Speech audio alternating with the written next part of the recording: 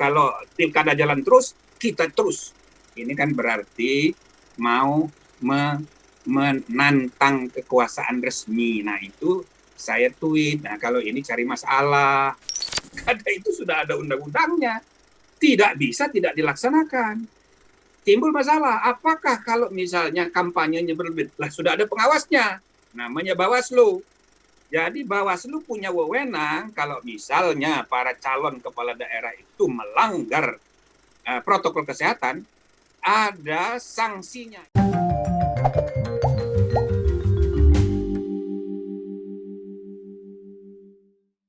Oke, halo, selamat datang kembali di Babe One on One buat para pembaca Babe. Masih berlanjut dengan Pilkada Series. Kalau sebelumnya mungkin pembaca Babe sempat bertanya Pilkada Series kemana aja, tenang, kita masih akan terus menemani para pembaca Babe sampai dengan hari pemungutan suara nanti. Kebetulan saat ini kita punya Prof. Jimli Asidiki. Halo Prof, apa kabar? Oh, apa kabar? Ini sosok yang bersahaja sekali, sudah punya banyak sekali pengalaman di berbagai bidang. Ada Ketua Umum ICMI, kemudian juga user Babe pasti familiar. Ini Prof. Jimli, mantan Ketua Mahkamah Konstitusi ya Prof ya?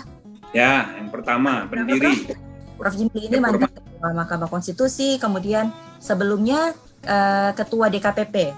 Iya, sesudahnya DKPP Iya, macam-macam. Nah, sekarang udah dapat pensiun nih, tinggal jadi anggota DPD aja. Pilkada sudah sempat ditunda kan Prof, harusnya sudah dilaksanakan bulan September, tapi karena kondisi yang tidak memungkinkan, ditunda menjadi tanggal 9 Desember. Prof tidak akan bahas ke fokus isu yang lain, tapi mengingat hari ini lagi ramai soal isu kerumunan, di mana ada perdebatan, katanya karena sebelumnya terjadi semacam perkumpulan massa di daerah Petamburan, kemudian juga sebelumnya kalau misalnya kita mengikuti isu kan memang pilkada juga sempat diperdebatkan karena dikhawatirkan perkumpulan massa yang ada di beberapa daerah atau di 270 daerah tadi pada saat pelaksanaan pilkada juga dikhawatirkan bisa masih tinggi gitu tingkat risiko penyebaran COVID-19. Mungkin sedikit Prof. Jimli ingin menanggapi soal isu semacam isu yang lagi hangat diperbincangkan di media mainstream maupun media sosial terkait dengan perkumpulan massa dan perkumpulan massa di pilkada dan juga di event atau momentum yang lain. Oke, pertama kita harus bedakan dulu, ada kegiatan bernegara, ada kegiatan bermasyarakat. Nah, ini ranahnya berbeda. Nah, ya kan, wilayah privat, wilayah publik. Nah, kalau kegiatan bernegara itu harus terus berjalan, kegiatan bermasyarakat juga harus terus berjalan, meskipun ada protokol kesehatan yang berbeda. Nah, karena kan kita ini bernegara ini kan kayak kapal. Kapal ini kan harus jalan terus. Masa berhenti semuanya? Maka semuanya harus tetap berjalan dengan perubahan. Nah, khusus mengenai kegiatan bernegara yang namanya pilkada, jadi ini sudah dipertimbangkan, undang-undangnya kemudian diubah dengan Perpu, karena dengan adanya COVID nggak bisa ini kita paksain, harus ada perubahan. Termasuk kebijakan-kebijakan tertentu kayak misalnya kampanye mesti beda. Cara memilih nggak boleh lagi kerumunan, nah harus diatur. Nah maka keluarlah Perpu. Jadi sudah pernah ditunda sekali. Nah sesudah ditunda jadi undang-undang, ya tentu harus dilaksanakan.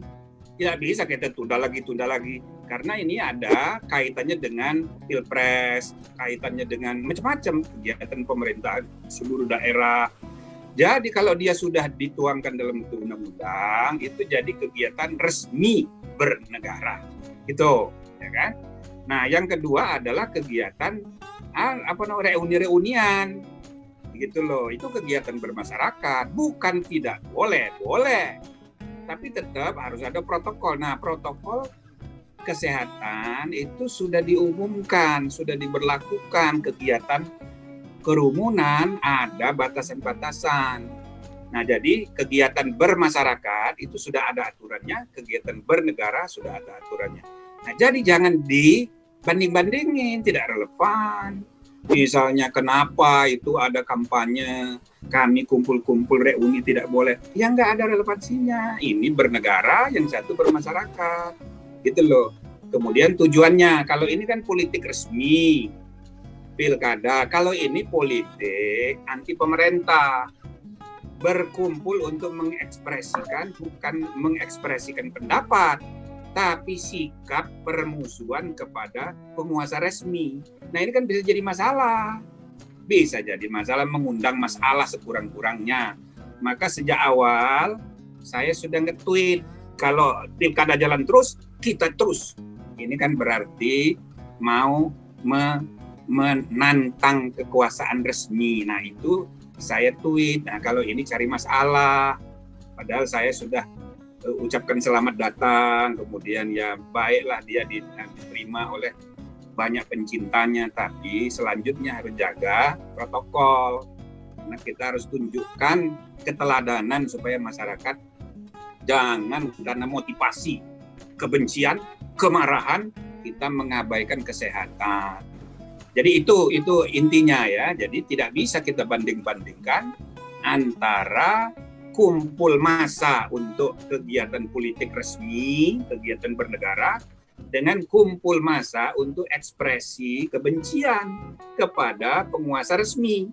Aturan-aturannya diabaikan dengan menjadikan dalih pilkada.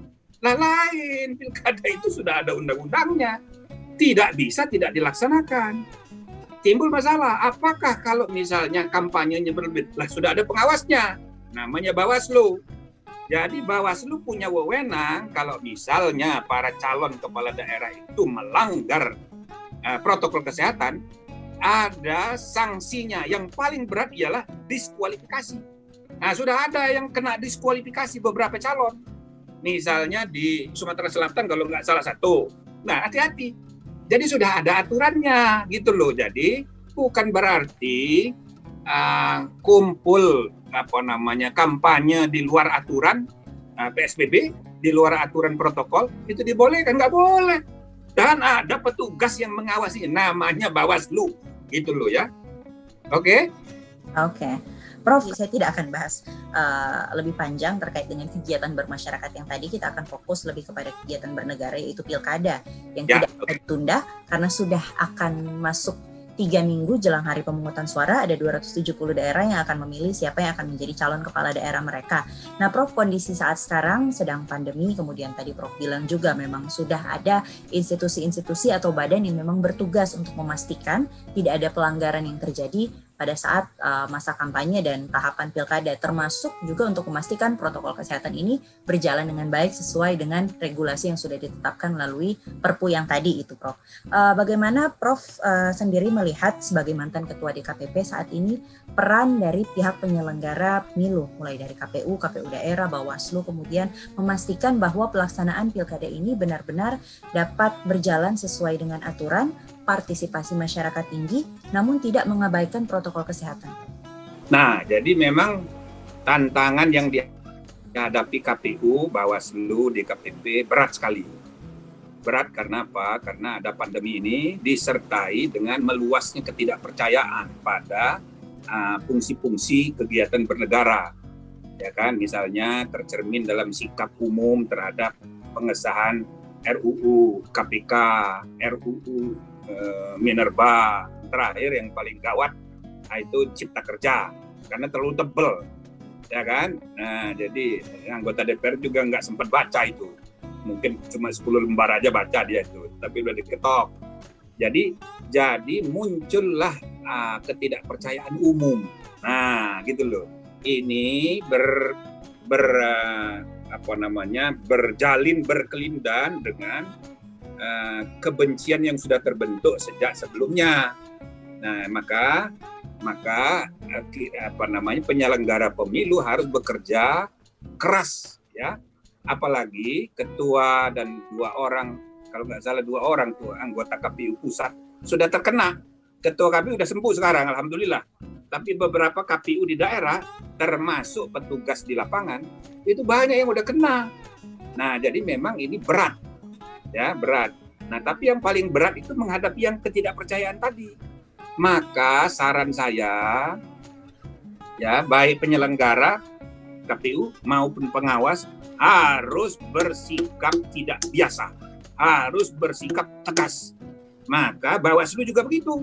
Kalau misalnya ada calon paslon yang tidak tertib, tidak disiplin, bila perlu didiskualifikasi, nggak usah pakai tedeng-aling-aling, nggak usah ragu-ragu.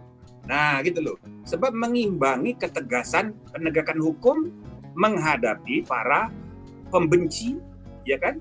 Para perusuh ini tadi. Nah, kalau ini tidak berimbang, itu nanti dikait-kaitkan gitu loh. Nah, jadi tidak seimbang. Jadi saya rasa begitu, dan dengan demikian semua paslon di seluruh di kabupaten kota dan provinsi di seluruh Indonesia harus juga berhati-hati. Nah, terutama para incumbent jangan memanfaatkan keadaan ini untuk keuntungannya sendiri. Biarlah semua aturan-aturan protokoler kesehatan maupun prosedur kepemiluan itu dibuat disiplin, apalagi membayangkan harus ada money politik, bagi-bagi sembako, ya kan? Jangan sampai itu gampang sekali memicu kemarahan publik nanti karena tidak seimbang antar calon itu.